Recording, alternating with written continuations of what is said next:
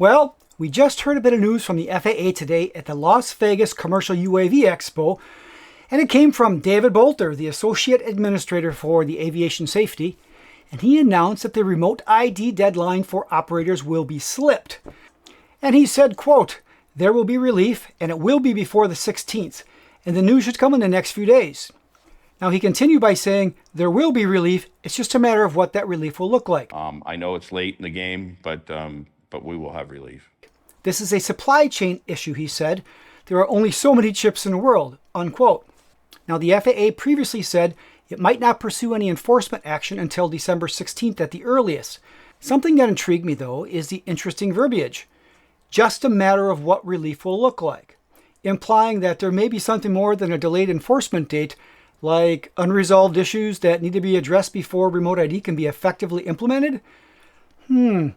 Perhaps like the overwhelming discontent caused by allowing the general public to electronically track other citizens who have committed no crime? I'm hopeful, but skeptical. Most likely it will simply be a delay of the enforcement date, maybe the compliance date, or maybe both. If you remember, they did delay the enforcement date for the manufacturers in 2022, so it's really not that much of a stretch. That being said, is remote ID canceled? Sadly, no.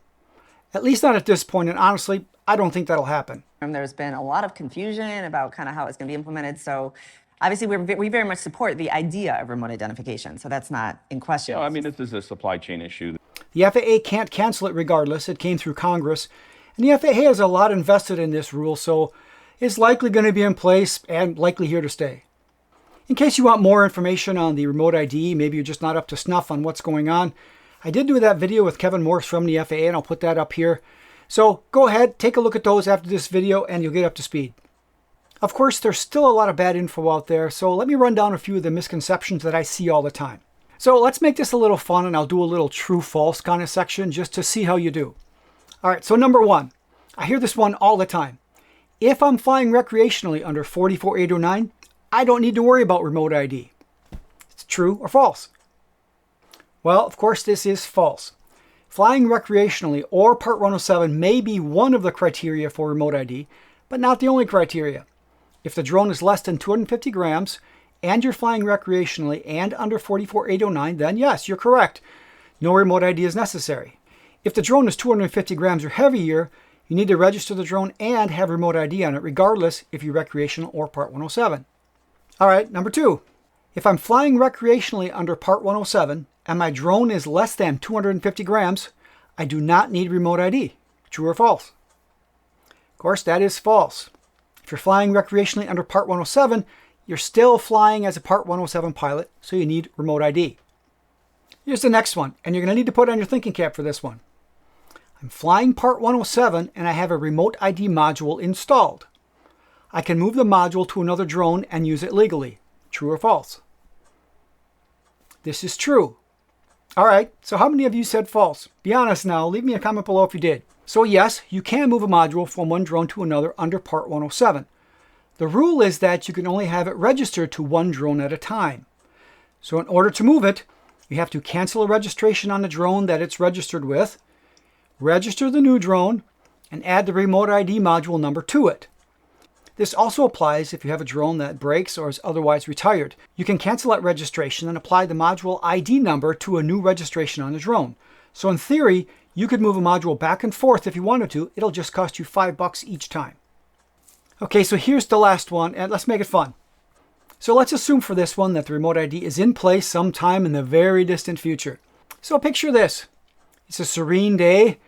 You're out filming with your drone over a river getting some excellent cinematic footage. And a Karen rolls into the park where you're sitting. She sees your drone flying slowly over the river.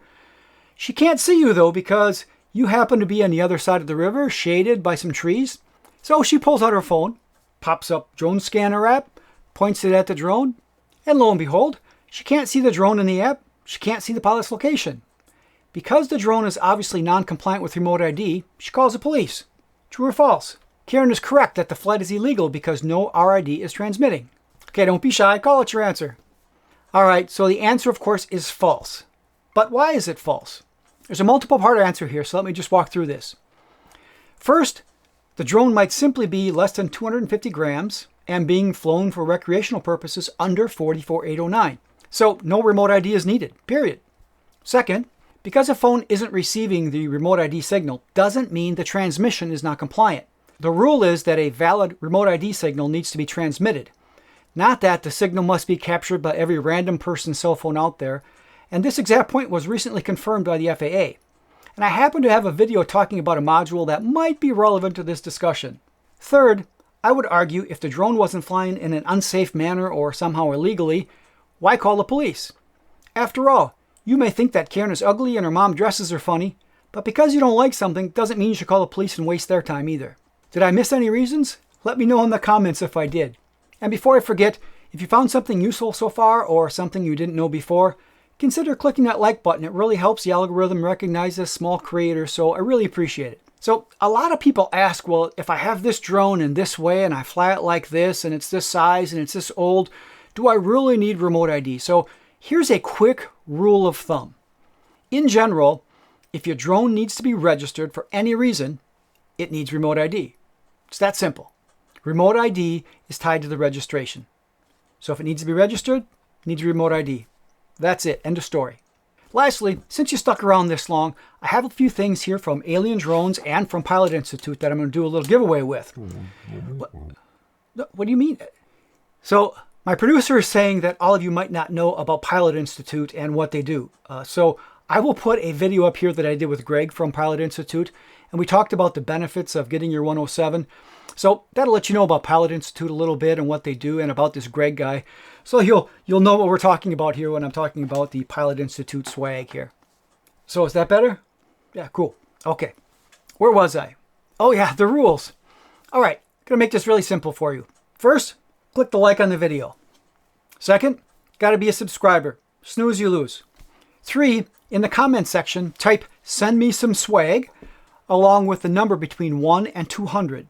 I'll pick 4 different numbers and I will pick 4 comments that have the correct comment and the correct number and what. Yes, the producer's asking if you can comment more than once. Yeah, why not? Yeah, that's fair. Go ahead, comment as many times as you want. I'll randomly pick the winners with one of the 4 correct numbers and drop the winners in the description in about a week. So I'm not going to chase you down. If you see your name there, you're going to need to reach out to me at the email address that I'll put on the screen here and let me know your shipping address, and I will just randomly pick one of these items and I will send it out to you free of charge. Now, one caveat, you're going to need to be in the lower 48. Sorry, I have to draw the line somewhere. So with that, thanks a lot for sticking around, and until next time and next video, good luck and good flying.